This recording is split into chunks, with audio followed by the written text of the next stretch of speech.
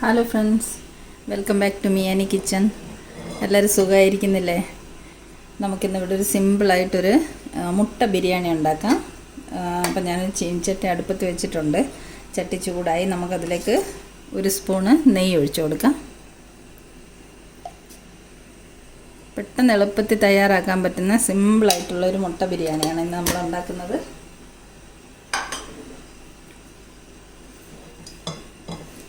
നെയ്യ് ചൂടായി. അതിലേക്ക് നമുക്ക് 2 ഓൾ സ്പൈസസിൻ്റെ ഇല ഇട്ട് കൊടുക്കാം. സർവ്വസുഗന്ധി ഇല എന്ന് പറയും. പിന്നെ അതിലേക്കൊരു 2-3 കുരുമുളക്, ഒരു ഏലക്കായുടെ അരി എല്ലാം എടുത്തത്. അതിൽ നിന്ന് ഒരു 2-3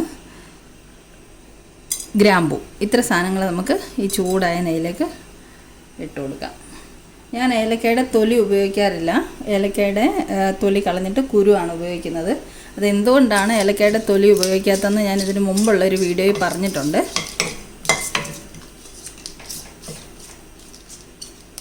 അപ്പോൾ ഇതൊന്ന് മൂത്ത് വന്നിട്ടുണ്ട്. ഇതിലേക്ക് നമുക്ക് ഒരു 3 വെളുത്തുള്ളി അല്ലി അരിഞ്ഞതും ഒരു ചെറിയ കഷ്ണം ഇഞ്ചി അരിഞ്ഞതും ഇട്ട് കൊടുക്കാം. ഞാൻ 1 ഗ്ലാസ് അരിയുടെ ബിരിയാണിയാണ് ഉണ്ടാക്കുന്നത്.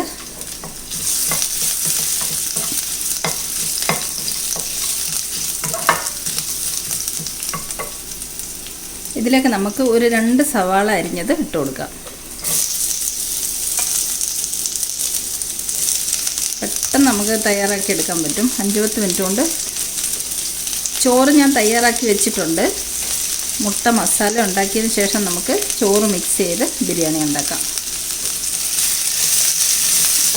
ഉള്ളി ഒന്ന് വാടി വരട്ടെ നല്ലോണം.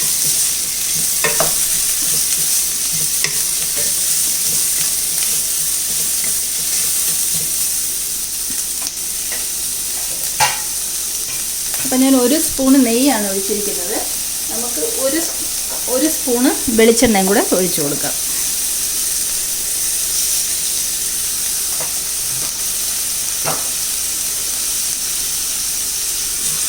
നല്ലോണം ഒന്ന് മൂത്ത് വരട്ടെ.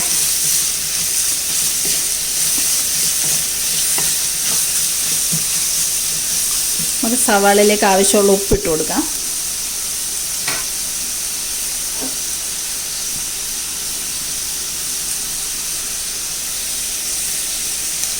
ഒരു 1.5 സ്പൂൺ ഉപ്പ് ഇട്ടിട്ടുണ്ട്. നമുക്ക് ചോറൊക്കെ മിക്സ് ചെയ്ത് വരുമ്പോൾ ബിരിയാണിക്കും കൂടെ ആവശ്യമായിട്ടുള്ള ഉപ്പ് ഒരു 1.5 സ്പൂൺ ഉപ്പിട്ട് കൊടുത്തിട്ടുണ്ട്. ഇളക്കി നല്ലപോലെ വഴറ്റിയെടുക്കാം.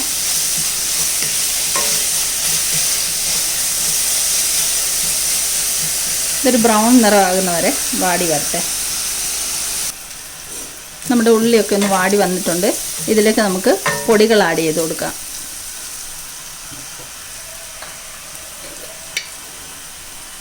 ഒരു 1/2 ടീസ്പൂണ് മഞ്ഞൾപ്പൊടി,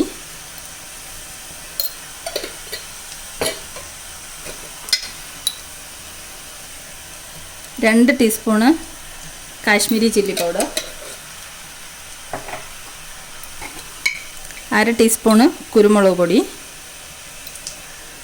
കുറച്ച് സ്പൈസി ആയിട്ടാണ് ഉണ്ടാക്കുന്നത്. ബിരിയാണി ആകുമ്പോൾ കുറച്ച് എരിവൊക്കെ ഉള്ളതല്ലേ നല്ലത്. ഒരു 2 സ്പൂണ് മല്ലിപ്പൊടി. ഇതെല്ലാം കൂടെ ഒന്ന് നമുക്ക് ഇളക്കി മിക്സ് ചെയ്യാം. പൊടികളുടെയൊക്കെ പച്ചമണമൊക്കെ ഒന്ന് മാറുന്ന വരെ നമുക്കൊന്ന് വഴറ്റിയെടുക്കാം.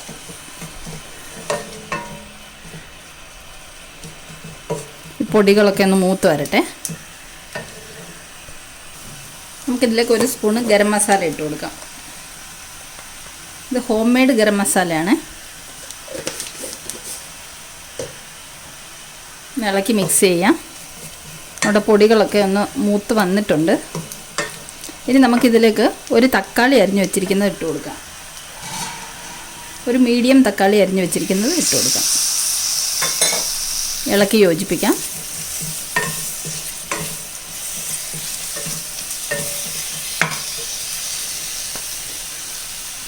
ഈ തക്കാളി ഒന്ന് വാടി വരുന്ന വരെ നമുക്കിതൊന്ന് അടച്ചു വെക്കാം.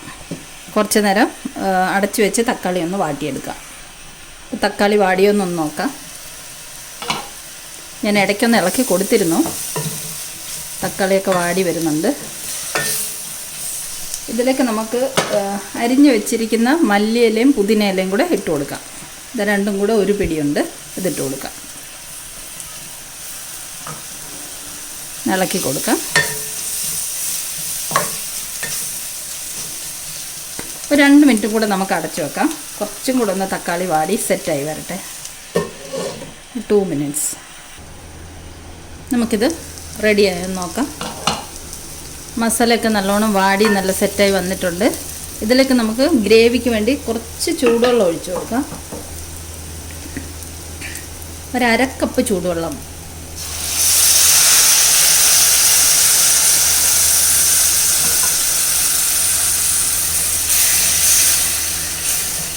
മസാല ഡ്രൈ ആണല്ലോ, അതിലേക്ക് ഗ്രേവിക്ക് വേണ്ടിയിട്ട് ഒരു 1/2 കപ്പ് ചൂടുവെള്ളം ഒഴിച്ചു കൊടുത്തിട്ടുണ്ട്.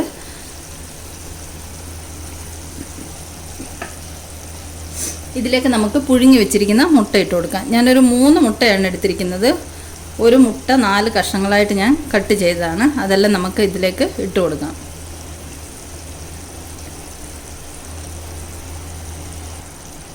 മുട്ടയെല്ലാം അതിലേക്ക് ഇട്ട് കൊടുത്തിട്ടുണ്ട്. ഇത് മുട്ട നമുക്ക് കട്ട് ചെയ്യാതെ മുഴുവത്തെ ഇടാൻ 2 പീസാക്കിയിട്ട് ഇടാം. ഇത് ഞാൻ 4 പീസാക്കിയിട്ടുണ്ട്. കാരണം ഇവിടെ പുഴുങ്ങിയ മുട്ട ആർക്കും ഇഷ്ടമല്ല, ആരും കഴിക്കില്ല. അപ്പം ചെറിയ പീസായിട്ട് ഇടുകയാണെങ്കിൽ ഇത് പൊടിഞ്ഞ് ബിരിയാണിയിൽ ചേർന്ന് കഴിച്ചോളുമല്ലോ. അതുകൊണ്ടാണ് ഞാനിങ്ങനെ ചെറിയ പീസാക്കിയിട്ടത്. അപ്പോൾ ഇനി ഇത് നമുക്കൊന്ന് അടച്ചു വെക്കാം. ഒരു 2 മിനിറ്റ് ഒന്ന് അടച്ചു വെക്കാം. 2 മിനിറ്റ് കഴിഞ്ഞിട്ടുണ്ട്. നമുക്കിത് തുറക്കാം. ഗ്രേവിയൊക്കെ നല്ലതുപോലെ സെറ്റായിട്ടുണ്ട്. നമുക്ക് ഇതിലേക്ക് തയ്യാറാക്കി വെച്ചിരിക്കുന്ന ചോറിട്ട് കൊടുക്കുക. ഇത് 1 ഗ്ലാസ് അരിയാണ്. അരി ഒരു 1/4 വേവേ ആവുള്ളൂ. 1/4 ഭാഗം വേവിച്ചിട്ട് നമുക്ക് ഇതിലേക്ക് ഇട്ട് കൊടുക്കാം. ഇതിൽ ഇനി ഒരു 10 മിനിറ്റ് നമ്മൾ അടച്ചു വെച്ച് ആവിയിൽ വേവിക്കാമല്ലോ. അപ്പം ബാക്കിയും കൂടെ വെന്ത് കിട്ടും. എൻ്റെ ഫസ്റ്റ് വീഡിയോ പാലക് കോൺ റൈസായിരുന്നു.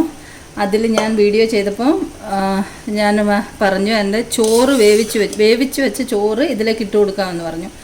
ആക്ച്വലി വെന്ത് കഴിയുമ്പോൾ അതിന് ചോറെന്നാണല്ലോ പറയുന്നത്. ചോറ് വേവിക്കില്ലല്ലോ, അരിയല്ലേ വേവിക്കുന്നത്. അപ്പോൾ എൻ്റെ ഒരു ഫ്രണ്ട് മെസ്സേജ് അയച്ചു എനിക്ക്, ചോറ് വേവിച്ചെന്ന് പറയില്ലല്ലോ, അരി വേവിക്കുന്നതെന്നല്ലേ പറയാമെന്ന്. അതിനുശേഷം എനിക്ക് എപ്പോഴും ചോറിൻ്റെ വീഡിയോ ചെയ്യുമ്പോൾ ഒരു കൺഫ്യൂഷനാണ്. അപ്പം അരി വേവിച്ച ചോറ് അങ്ങനെ പറയണമെന്ന് എപ്പോഴും വിചാരിക്കും.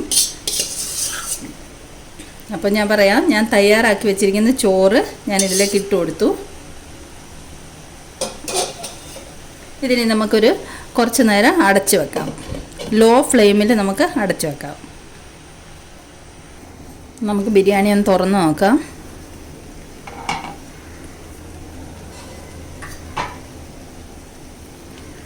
കുത്തി നോക്കട്ടെ. വെള്ളം ചാറൊക്കെ ഓൾമോസ്റ്റ് വറ്റി വന്നിട്ടുണ്ട്. ഇതിൻ്റെ മുകളിലേക്ക് നമുക്ക് ഒരു 1/2 നാരങ്ങ നീര് ഒഴിച്ചു കൊടുക്കാം. 1/2 മുറി നാരങ്ങയുടെ നീര്. ഞാൻ അരി വേവിച്ചപ്പോൾ അതിലും 1/2 മുറി നാരങ്ങയുടെ നീരൊഴിച്ചാണ് അരി വേവിച്ചെടുത്തത്. അപ്പോൾ ഇതിലേക്ക് നമുക്കൊരു 1/2 മുറി നാരങ്ങയുടെ നീര് ഒഴിച്ചു കൊടുക്കാം. ഇനി ഇതിൻ്റെ മുകളിലേക്ക് നമുക്ക് സവാള വറുത്ത് വെച്ചിരിക്കുന്നത് നിരത്തിയിട്ട് കൊടുക്കാം.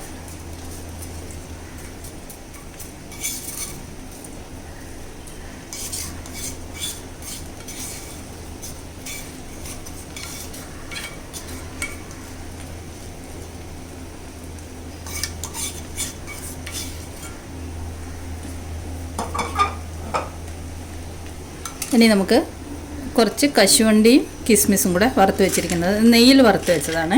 ഉള്ളിയും കശുവണ്ടിയും കിസ്മിസും എല്ലാം നെയ്യിൽ വറുത്ത് വെച്ചാൽ അതും കൂടി ഇതിൻ്റെ മുകളിലേക്ക് ഇട്ട് കൊടുക്കാം.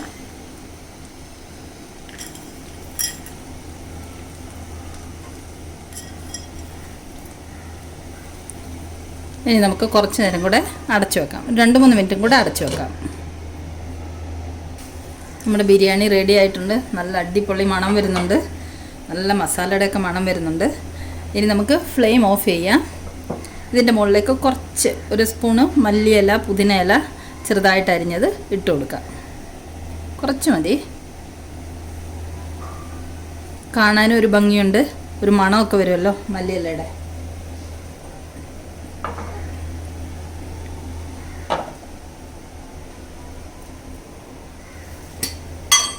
ഇനി നമുക്ക് കുറച്ചൊരു 1/2 സ്പൂൺ നെയ്യും കൂടെ ഇതിൻ്റെ മുകളിലേക്ക് ഒഴിച്ചു കൊടുക്കാം.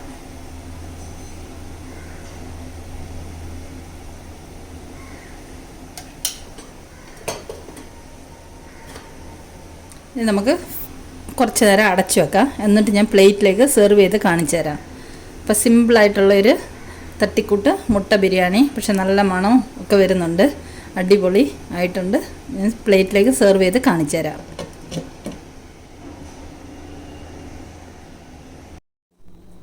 നമ്മുടെ അടിപൊളി എഗ്ഗ് ബിരിയാണിയോട് റെഡി ആയിട്ടുണ്ട്. നമുക്കിതിന് പ്ലേറ്റിലേക്ക് സെർവ് ചെയ്ത് വെക്കാം. മസാലയൊക്കെ അടിയിലാണ്, അപ്പോൾ വിളമ്പുമ്പോൾ ഇങ്ങനെ സൈഡ് ചേർത്ത് അടി കൂട്ടി വിളമ്പണം. ഇതൊക്കെ ഉണ്ട്, എഗ്ഗ് മസാലയൊക്കെ അടിയിൽ വന്നിട്ടുണ്ട്.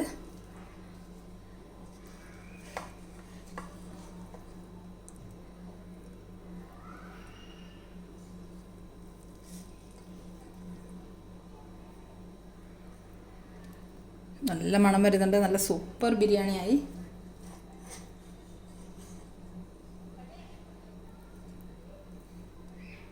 പിന്നെ കളർ വേണമെന്നുണ്ടെങ്കിൽ കുറച്ച് കുങ്കുമപ്പൂ പാലിൽ കലക്കി ഒഴിക്കാം. പിന്നെ ഫുഡ് കളറൊക്കെ ഉപയോഗിക്കുന്നവരാണെങ്കിൽ പെർമിറ്റഡ് ഫുഡ് കളറ് കുറച്ച് ഒരു ഡ്രോപ്പ് വെള്ളത്തിൽ കലക്കി അങ്ങനെയും കളറിന് വേണ്ടി ഉപയോഗിക്കാം. പക്ഷേ കളറിൻ്റെ ഒന്നും ആവശ്യമില്ല, നല്ല സൂപ്പറായിട്ട് വന്നിട്ടുണ്ട്. ഇതാ നല്ല മസാലയൊക്കെ നല്ല ഇതായിട്ട് നല്ല അടിപൊളി ബിരിയാണി ആയിട്ടുണ്ട്. അപ്പോൾ ഈ എഗ്ഗ് ബിരിയാണിയുടെ റെസിപ്പി ഇഷ്ടമായെങ്കിൽ എല്ലാവരും ഒന്ന് തയ്യാറാക്കി നോക്കണം. പ്ലേറ്റിലേക്ക് സെർവ് ചെയ്ത് വെച്ചിട്ടുണ്ട്. നമുക്കിത് സലാഡിൻ്റെ കൂടെയും അച്ചാറിൻ്റെ കൂടെ ഒക്കെ കൂട്ടി കഴിക്കാം. നമുക്കിതിൻ്റെ കൂടെ അച്ചാർ സെർവ് ചെയ്യാം. ഇത് നാരങ്ങ അച്ചാറാണ്. ഇത് ഞാൻ ഉണ്ടാക്കിയ അച്ചാർ തന്നെയാണ്. ഇതിൻ്റെ വീഡിയോ അപ്ലോഡ് ചെയ്തിട്ടുണ്ട്. ഒരു നല്ല സൂപ്പർ നാരങ്ങ അച്ചാറാണിത്. അപ്പം ഇതിൻ്റെ റെസിപ്പി ഇഷ്ടമായവരൊക്കെ ഈ വീഡിയോ ഒന്ന് ലൈക്ക് ചെയ്യാനും ഷെയർ ചെയ്യാനും സബ്സ്ക്രൈബ് ചെയ്യാനും മറക്കല്ലേ. അപ്പം വീണ്ടും നമുക്ക് സിമ്പിൾ റെസിപ്പിയുമായി കാണാം. Thank you so much for watching the video.